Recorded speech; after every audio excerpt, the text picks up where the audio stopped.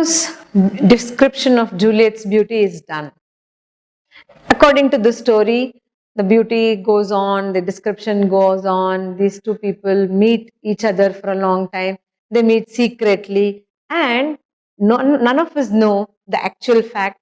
They even, Romeo and Juliet, they secretly get married with the help of their father, friend, and all those things. They secretly get married, and on the day of marriage, the Juliet is seen here waiting for Romeo. And the verse that she says now is her eagerness, eagerly waiting for Juliet, for Romeo to come. We have understood, in the story, it is almost like Romeo coming to Juliet's balcony every night, meeting her secretly, and then going away in the morning. This happens for a long time. But here, the first time when the people are trying to meet after their secret marriage, Juliet is desperate. She wants to see Romeo at any cost. The day of the wedding, the day of their secret marriage, she eagerly waits for him. As I told you, she's desperate for it. Her curiosity, her eagerness, her desperate feeling is shown in this verse. Juliet's verse, she says, "Come, Romeo, come, you are the day in the night." Again, a contrasting word here. The day in the night. It is night time, but still, when you come, you shine brightly and you bring daylight to my life. So she says, "You are the day in my life. The day in night, you come. I'm waiting for you. Just come. You come on the wings of the night." Wings are compared to a black bird. The night is compared to a black bird with large, big wings. And Romeo is imagined to come sitting on this black bird.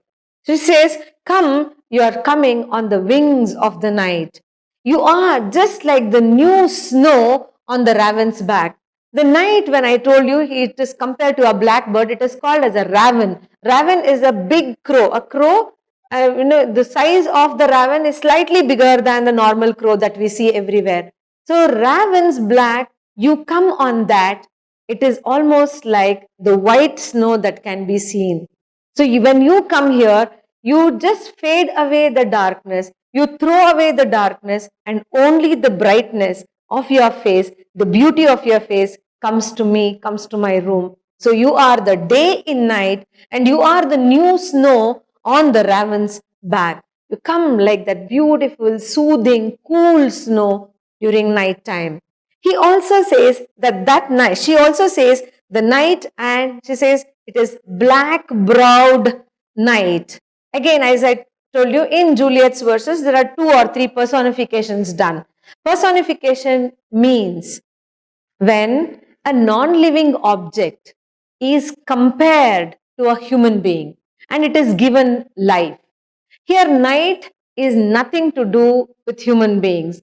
It is just an identity. It is just a thing that happens in the nature. But according to poets and their works, the poets, they describe the night or the nature as human beings, giving them some life. And that part is called as personification. Here, night is personified. Night is personified, and then it is actually explained to have black, thick eyebrows. Very handsome, very smart, very good looking human being. So you are like the white snow on the raven's back that night, like the beautiful black browed night. You come there. She tells, "Okay, this is the time when I'm eagerly waiting for you. I wait for you. I love you so much. I'm eager to see you." But she further goes ahead and says, "What will happen when I die? When I die," I don't know why suddenly Juliet gets the thought of death. She says, "No, in case I die, I don't want my Romeo to suffer with the same feelings that he has to be left alone." So she only prays. She prays that once she dies, after her death, Romeo also should be cut into small, tiny stars. She wants to distribute the beauty of Romeo to the whole world. She wants the whole world to appreciate his handsome features. She doesn't want, she's not selfish to just experience all the love, all the beauty by herself. She wants to distribute. So she says, once I am dead and gone, once I am dead, let him be cut into small stars, and all these stars should be thrown away into the sky. And this sky is again personified as the face of the heaven. The sky is the face of the heaven. There, Romeo has to be there. All those tiny stars that have to be thrown into the face of heaven, the personified part of the sky, there everybody has to see Romeo and appreciate it. They'll be eagerly waiting for the stars to come out. That is during night time. They want the stars to come so that they all can see Romeo in those small, tiny, little shining and twinkling stars. She further says, when everywhere my Romeo is seen, appreciated, and loved by the people as tiny little stars, she also is very sure that the people, the whole world, will forget to worship the garish sun. Actually, we worship sun, as we consider him as one of the greatest energy giving factor, energy giving source, and we worship sun as God. When the whole earth right now, which is worshipping sun god, now after Romeo is cut into stars, everybody will forget worshipping this garish sun. Garish here means very harsh, cruel, and burning. The sun burns everybody. The sun gives lot of heat, and sun brings in pain, heat, sweat, and all those things. People don't want sun at all. They want the night to come every day. They want Romeo in the form of stars. They will be madly in love. So this is Juliet's expression. She says, when I'm dead and gone, all these things, Romeo and his beauty has to be distributed to the world.